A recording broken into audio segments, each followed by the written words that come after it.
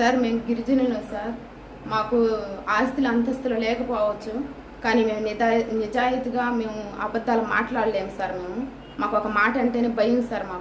మాకు నిజాలు మాత్రమే మాట్లాడతాం, అబద్ధాలు మాట్లాడటం మాకు రాదు సార్. ఉన్న వాస్తవాలని మేము విని భయంతో వెళ్ళాం సార్. కలిగిరి సిఐ గారికి నమస్కారం. నేను చెప్పే అన్ని అబద్ధాలని మా కుల నాయకులకు పంపించారంట. మా కుల నాయకులు మమ్మల్ని అడగడం జరిగింది. అయితే మీరు ఆ రోజు విచారణకు వచ్చిన కాడి నుంచి మా దగ్గర ఆడియో వీడియోస్ మొత్తం ఉన్నాయి. ఆ రోజు మీరు విచారణ చేసేటప్పుడు అతను కూడా రాళ్ళు పీకిన వాళ్ళ మీద కంప్లైంట్ ఇచ్చున్నారని మీరు చెప్పడం జరిగింది. నేను దానివల్లే భయం భ్రాంతులకు గురయ్యి అక్కడికి సబ్ కలెక్టర్ కాడికి పోవడం జరిగింది సార్.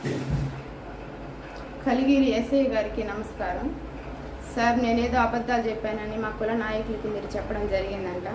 మా కుల నాయకులు మమ్మల్ని నిలదీసి అడుగుతున్నారు సార్. మీరు ఆ రోజు విచారణకు అంకిరెడ్డి సార్ మీరు ఇద్దరు వచ్చినప్పుడు విచారణ చేసేటప్పుడు మా దగ్గర ఆడియోలు వీడియోలు ఉన్నాయి సార్.